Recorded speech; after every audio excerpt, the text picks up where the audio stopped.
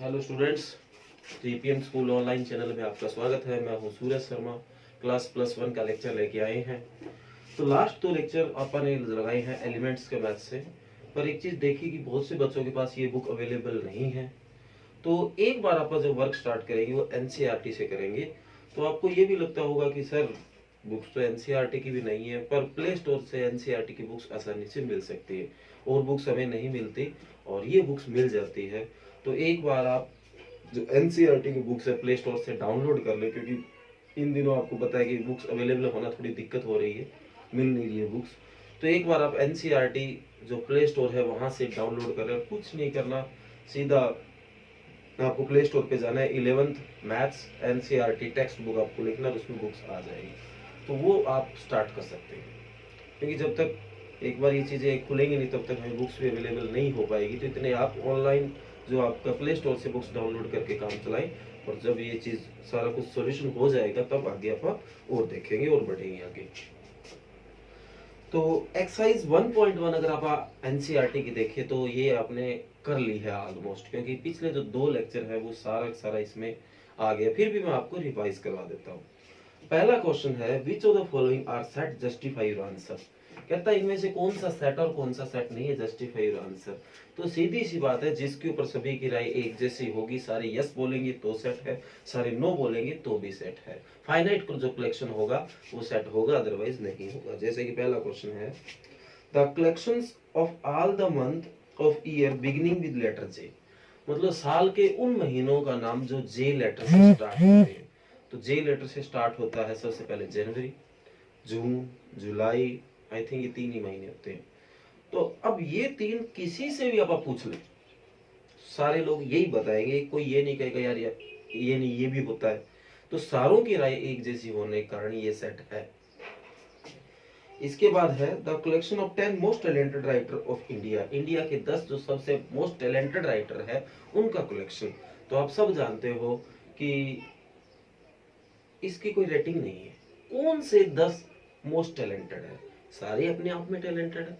आप किसी एक का नाम ले वो टैलेंटेड है तो दूसरा बच्चा कहेगा यार उससे तो वो अच्छा लगता है मेरे को, कहीं कहेगा यार उससे उसकी बातें मेरे को समझ नहीं आती, मेरे को वो बढ़िया लगता है। तो यहाँ सभी की राय एक जैसी ना होने के कारण ये सेट नहीं है।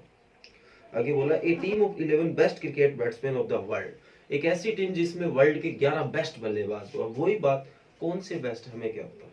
हमारे हिसाब से सचिन बेस्ट है, कोई कहेगा सचिन से बढ़िया तो यार विराट कोहली, कोई कहेगा विराट से बढ़िया तो महेंद्र सिंह धोनी है। तो ये तो अपने देश में अपा इतने 3 ऑप्शन आ गए, 3 क्या कई ऑप्शन है, वर्ल्ड में तो कितने ऑप्शन होंगे। तो यहाँ सभी की राय एक जैसी ना होने के कारण ये सेट नहीं है।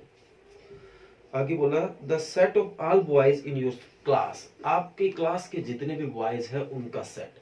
ये बात जचने वाली है। क्लास में आपको पता है कोई 50, 30, 20, 100 जितने भी बॉय होंगे वो तो उतने ही रहेंगे, किसी की राय अलग अलग नहीं होगी। वो जो बॉय हैं उन्हीं को आप काउंट करेंगे। तो ये आपका सेट है। तो इस तरीके से इसके 9 पार्ट है, सारे के सारे आपको अपने आप करने हैं। उसके बाद क्वेश्चन नंबर 2 है, एक सिंबल है इस तरह का और एक होगा इस तरह का। ये होगा बिलोंग्स टू और ये होगा नॉट बिलोंग्स टू। इसका मतलब है बिलोंग कर रहा है, इसका मतलब बिलोंग नहीं कर रहा है। तो समझ गए होंगे आपको। अगर कोई चीज किसी चीज से बिलोंग संबंध रखती है तो ये सिंबल लगाएंगे और नहीं रखती है तो नहीं, तो ये लगाएंगे। जैसे कि ए सेट है 1 2 3 4 और मैंने लिखा बी सेट, या जरूरी नहीं है बी, सीधा ही 1 जो एलिमेंट है वो देखो इससे बिलोंग कर रहा है, वो इसी से आ रहा है। तो 1 बिलोंग कर रहा है 1 2 3 4 से, तो ये बिलोंग्स है। और अगर मैं कह दूं 5 बिलोंग्स कर रहा है 1 2 3 4 से, तो क्या ये पॉसिबल है? ये नहीं है, तो नॉट बिलोंग्स टू से। तो अगर ये डाटा इसके अंदर है तो बिलोंग्स टू होगा इस तरह का साइन, और अगर नहीं है तो ये साइन लग जाएगा। ये आपका सेकंड क्वेश्चन था। इसके बाद क्वेश्चन नंबर 3 है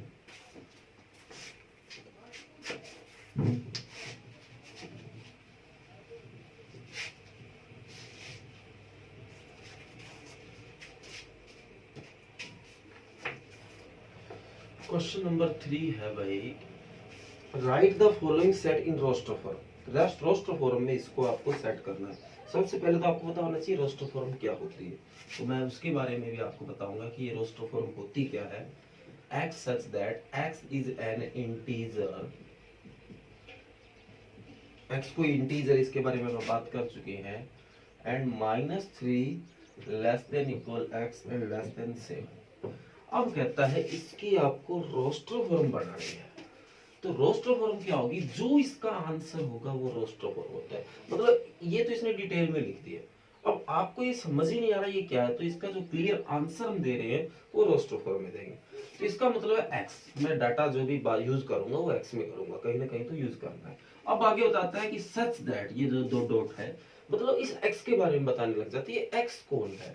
तो x इज एन इंटीजर, वो कोई इंटीजर, इंटीजर समझते हो ना, जिसमें सारे नंबर आते हैं, बस ये पॉइंट वाले नहीं आते। और वो जो -3 से लेके -3 से बड़ा भी और बराबर भी और 7 से छोटा है।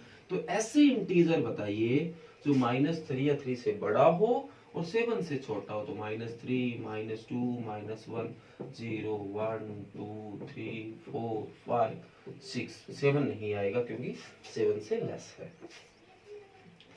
इसी तरह x such that x is a natural number less than 6। अब की बात जो x है वो एक नेचुरल नंबर है और लेस देन 6, 6 से छोटा। तो नेचुरल नंबर 6 से छोटा कौन होगा, 1, 2, 3, 4, 5। 6 से तो छोटा है तो 6 नहीं काउंट करना। तो ये आपका सेकंड पार्ट हो जाएगा। इसके बाद बोला गया सी x such that x is a 2-digit natural number such that sum of its digits is 8। बोला गया कि x कोई दो अंकों का एक नेचुरल नंबर है और उन दो अंकों का अगर सम करने जाओ तो 8 आता है। तो ऐसे नेचुरल नंबर बताओ जो दो डिजिट के और सम करे तो 8 आए। जैसे 17 सम किया तो 8 आया, तो इसका उल्टा 71। एक 26 तो इसका उल्टा 62। एक 35 तो इसका उल्टा 53। एक 44, इसके अलावा 80। ठीक है, कई बच्चे सोचेंगे सर 08 गलत है क्योंकि ये तो एक ही डिजिट है ना, दो डिजिट का बताना। तो इस तरह के नंबर जो खुद दो डिजिट में हो और उनका सम करे तो 8 आए, वो ये है। आगे बोला x such that x is a prime number which is divisor of 60। x कोई प्राइम नंबर होगा जो 60 का डिवाइजर हो, जो 60 को डिवाइड करता हो। तो 60 को डिवाइड करता और प्राइम भी हो तो 2 हो गया, 3 हो गया, 5 हो गया, 2, 3, 5। इसके बाद प्राइम भी होना जरूरी है। 60 को डिवाइड 12 करता है पर 12 प्राइम नहीं है। प्राइम वो होते हैं जो किसी से डिवाइड ना होते हो। 10 डिवाइड होता है, प्राइम नहीं है। 15 नहीं है, तो यही नंबर होंगे। तो इस तरह का जो आंसर होता है वो रोस्टोफॉर्म में होगा। आगे है the set of all the letter in the word of trigonometry. कहता है एक वर्ड ट्रिग्नोमेट्री लिखा हुआ है, ट्रिगोनोमेट्री, स्पेलिंग चेक कर लेना। तो इसका बना हुआ, तो इसका कोई ज्यादा मुश्किल वाली बात नहीं है। जो ये लेटर है ना वो एक ही बार लिख ले, जैसे टी लिख दिया हमने। अब आर आएगा, आई आएगा, जी आएगा, ओ आएगा, एन आएगा। अब ओ दोबारा नहीं लिखना क्योंकि लेटर ओ तो वास्तव में एक ही है। फिर एम आएगा, ई आएगा, टी दोबारा नहीं लिखना, आ गया, आर आ गया और वाई आएगा। तो इस तरह से इनको लिखना है। तो क्वेश्चन नंबर 4 भी कुछ ऐसा ही होगा, आई थिंक अपने आप कर लोगे। आगे है question number 5, match each of the set on the left in roster form with the same set of the right describe in the set builder form. कहते हैं इधर मैं रोस्टोफॉर्म दे रहा हूँ, इधर सेट बिल्डर फॉर्म दे रहा हूँ, तो आपको इनको मैच करना है किससे क्या बना है। तो ये वैसे इतना मुश्किल नहीं है पर आप कर लेते हैं। इधर लिख दिया फर्स्ट पार्ट 1, 2, 3, 6। वैसे क्वेश्चन इंटरेस्टेड है 2, 3।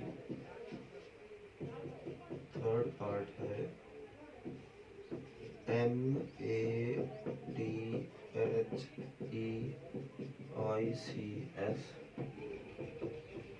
फोर्थ पार्ट है 1, 3, 5, 7, 9। और इधर जो ए दे रखा है x such that x is prime number,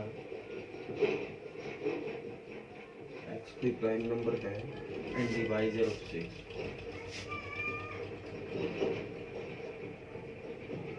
और 6 का डिवाइजर। b है x is a natural, x is an odd natural number,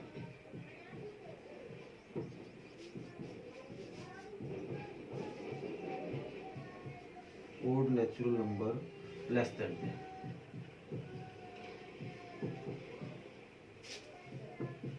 c है x is a natural number and divisor of 6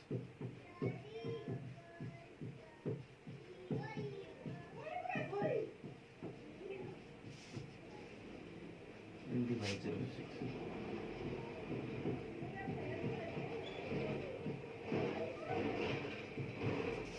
d है x such that x is a letter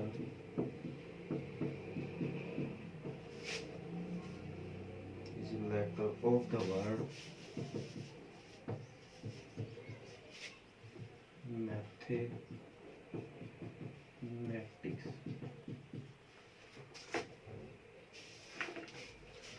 तो आपको match करना है कि ये किससे होगा, ये किससे होगा, ये किससे होगा। तो अभी तक आपने जो सीखा वो इससे मैच है। एक्स में सवाल चल रहा है, अब एक्स को एक प्राइम नंबर है और डिवाइजर ऑफ 6। ऐसे नंबर हो जो प्राइम हो और 6 को डिवाइड भी करते हैं। तो 2 होगा प्राइम भी हो और 6 को डिवाइड भी करता है, एक 3 होगा प्राइम भी और 6 को डिवाइड करता है। तो ये इससे मैच होगा। इसके बाद कहता है x कोई नंबर है, x कोई ओड नेचुरल नंबर 10 से छोटा है। तो ऐसा ओड नेचुरल नंबर बताओ जो 10 से छोटा हो। 1 3 5 7 9 ये आगे वाला x is a natural number and divisor of 6। अब क्यों कोई नेचुरल है और 6 को डिवाइड करता है तो 6 को 1 करता है, 2 करता है, 3 करता है और 6 करता है। अब ये चौथा जो बच गया वही आपके सामने है। समझ आ गया? तो ये आज आपकी एक्सरसाइज 1.1 है, ये आज आपको करके लानी है। तो ये आपको आसानी से प्ले स्टोर पर अवेलेबल हो जाएगी एक्सरसाइज, और आपको कुछ नहीं करना। 11th math NCERT text book लिखना, आपके सामने बुक्स आ जाएगी और आज ये फर्स्ट एक्सरसाइज आपको पूरी करके लानी है। Thank you.